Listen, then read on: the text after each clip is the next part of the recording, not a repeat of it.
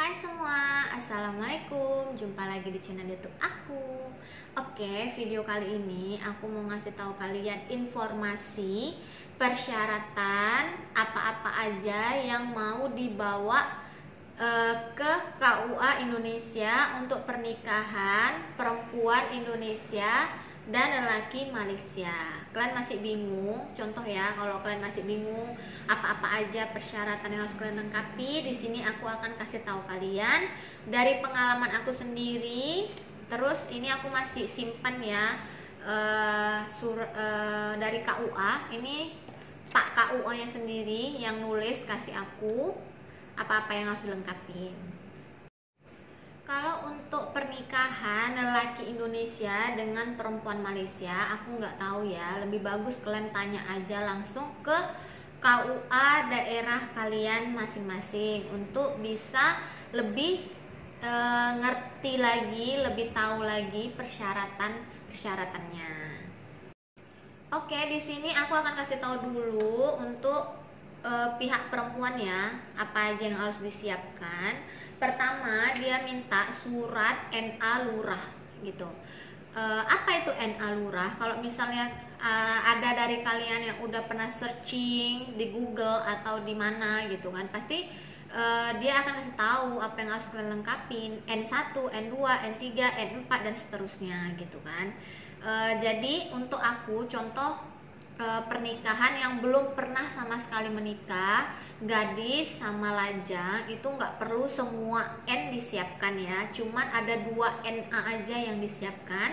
Yang pertama NA1 dan NA3 itu dikeluarkan dari kelurahan kalian masing-masing. Contoh nanti kok misalnya dari KUA minta N3, minta N2, N4 atau seterusnya. Itu kalau untuk kayak aku yang belum pernah menikah sama sekali, pihak kelurahan nggak mengeluarkan N lain selain N1 dan N3 karena ada peraturan dari Kementerian Agama atau dari peraturan baru lah gitu yang dikeluarkan semenjak dari 2019. Itu ada peraturan baru yang dikeluarkan cuman N1 dan N3 aja gitu. Jadi kalau misalnya kalian pergi ke kantor lurah minta N yang lain atau minta N yang diminta sama pihak lain, N2 lah, N4, pasti pihak kelurahan akan bilang, oh kita nggak mengeluarkan itu lagi dari tahun 2019 gitu. Tapi kalau bisa, kalau kalian lebih yakin, kalian tanya aja langsung ke kelurahan kalian masing-masing ya. Ini di kelurahan di tempat aku di Medan. Oke, di sini aku akan jelaskan apa itu N1. N1 itu surat pengantar perkawinan. Itu maksudnya surat izin ya orang tua kalian kalau kalian itu diizinkan menikah gitu. Jadi di situ ada nama kalian, nama ibu dan nama ayah kalian. Contohnya kayak gini. Ini dia N1 ya. Kayak ini contohnya. Oke, itu ditandatanganin dengan orang tua kalian, ibu atau ayah yang mewakilin. NA3 atau N3 itu surat persetujuan mempelai calon suami dan calon istri. Di situ akan ditulis nama calon suami dan nama calon istri, ditandatanganin dengan calon suami dan calon istri juga. Kayak gini ya contohnya.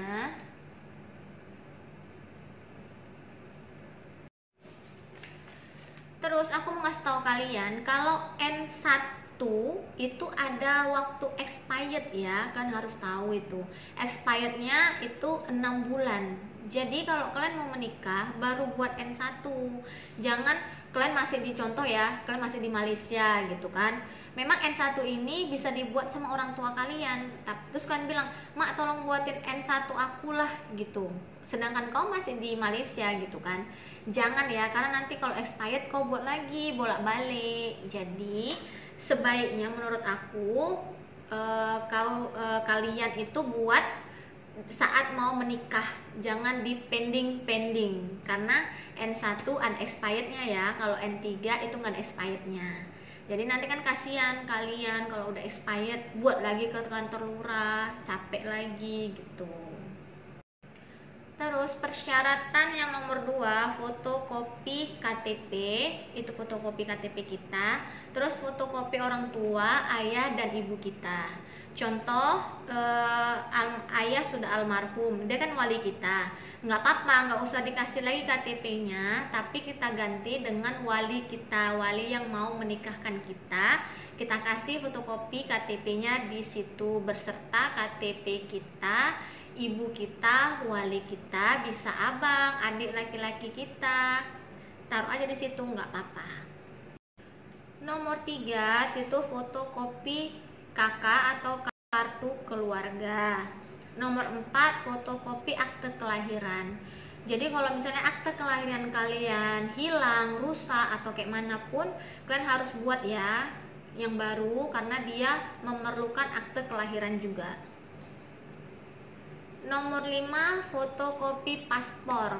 Fotokopi paspor, contoh kalau kalian pernah kerja di Malaysia gitu kan, paspor kalian ada, masih hidup, nggak apa-apa, kalian kasih aja fotokopi itu, tapi dia mesti hidup 2 tahun atau 3 tahun ya, dia nggak bisa 1 tahun gitu expirednya, 1 tahun lagi mati, itu nggak bisa. Jadi kalian harus renew lagi paspor kalian, perbarui lagi paspor kalian, baru kalian kasih.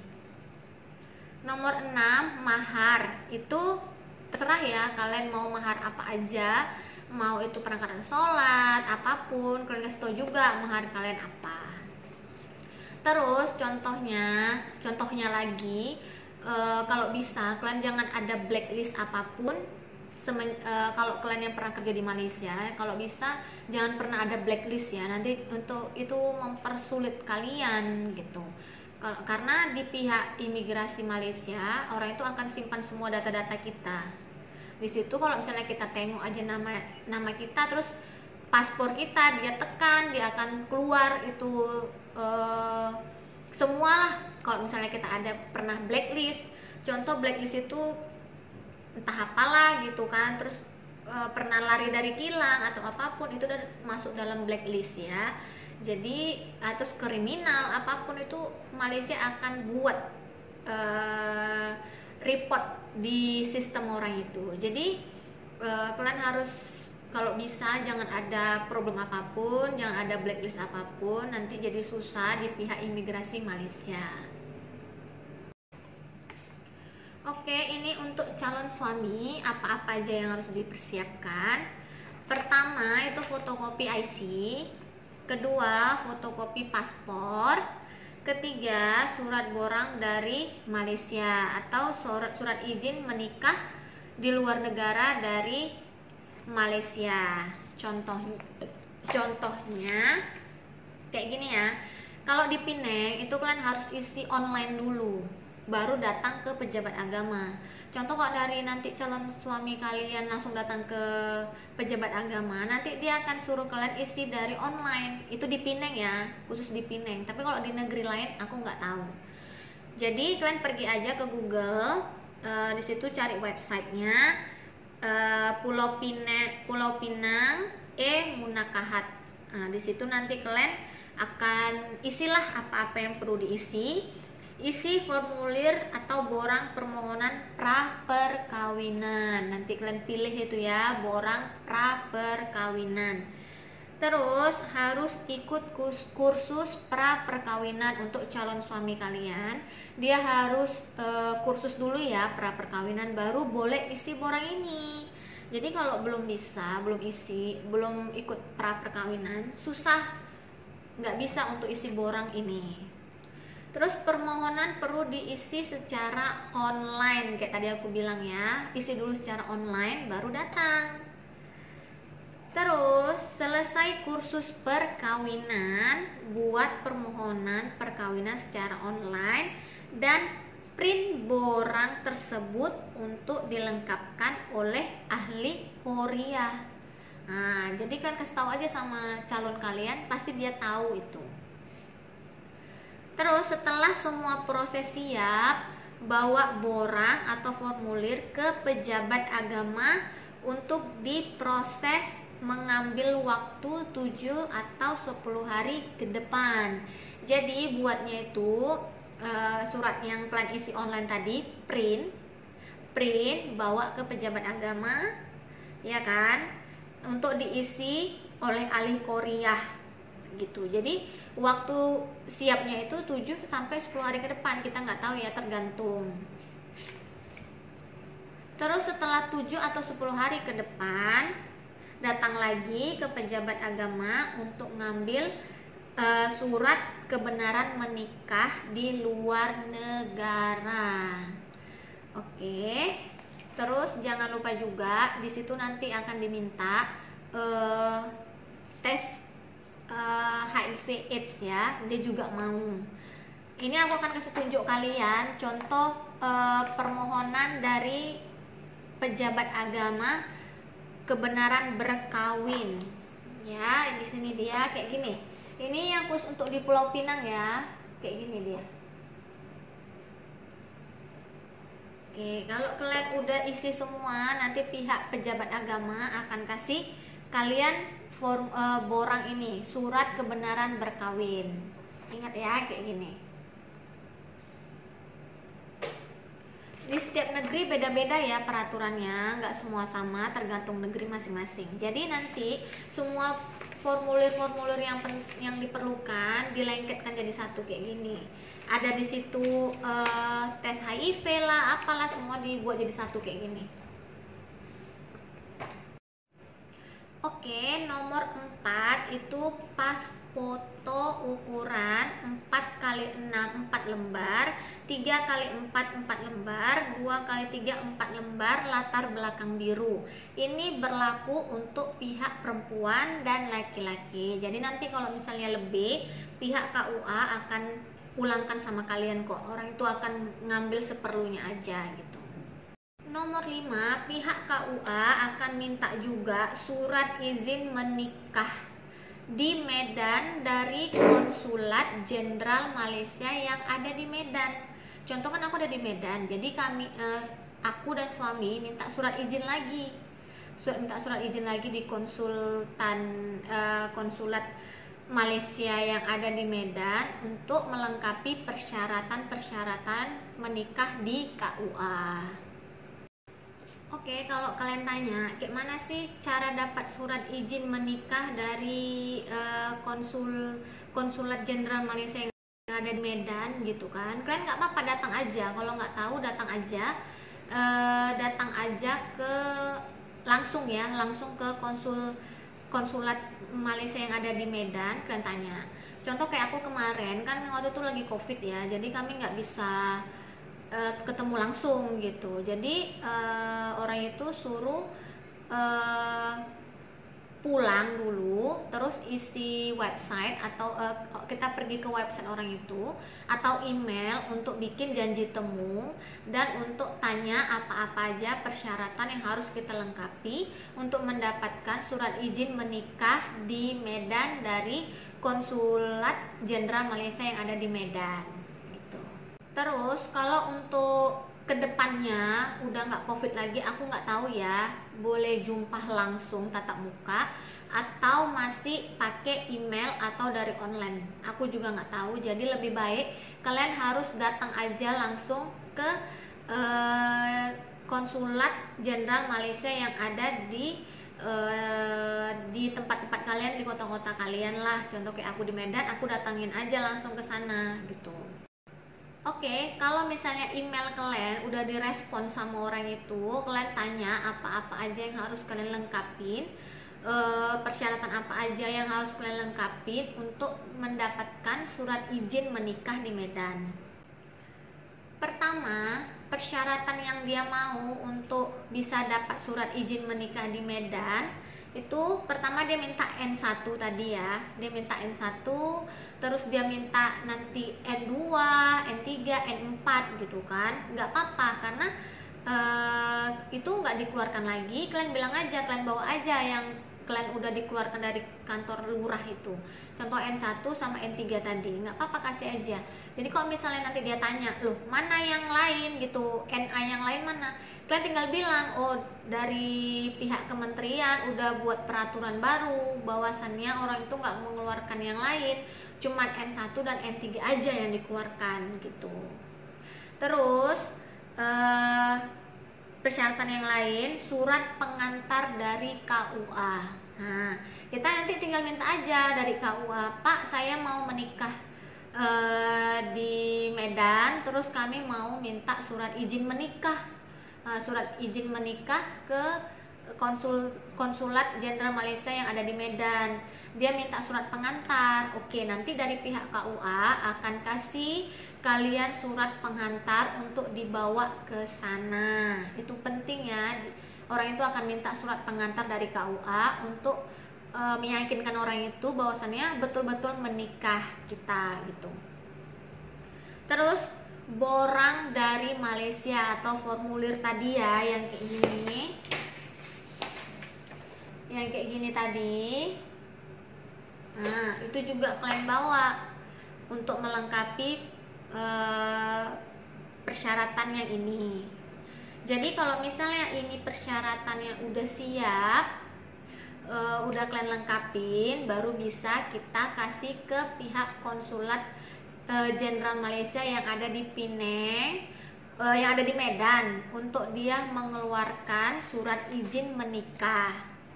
Oke, kalau persyaratan itu udah kita siapin, udah kita lengkapi, semua udah komplit, udah bisa kita kasih ke konsulat jenderal Malaysia yang ada di Medan untuk orang itu mengeluarkan surat izin menikah untuk warga negara Malaysia menikah di Indonesia, yaitu di Medan atau di kota-kota kalian. Nanti orang itu akan keluarkan surat kayak gini ya contohnya.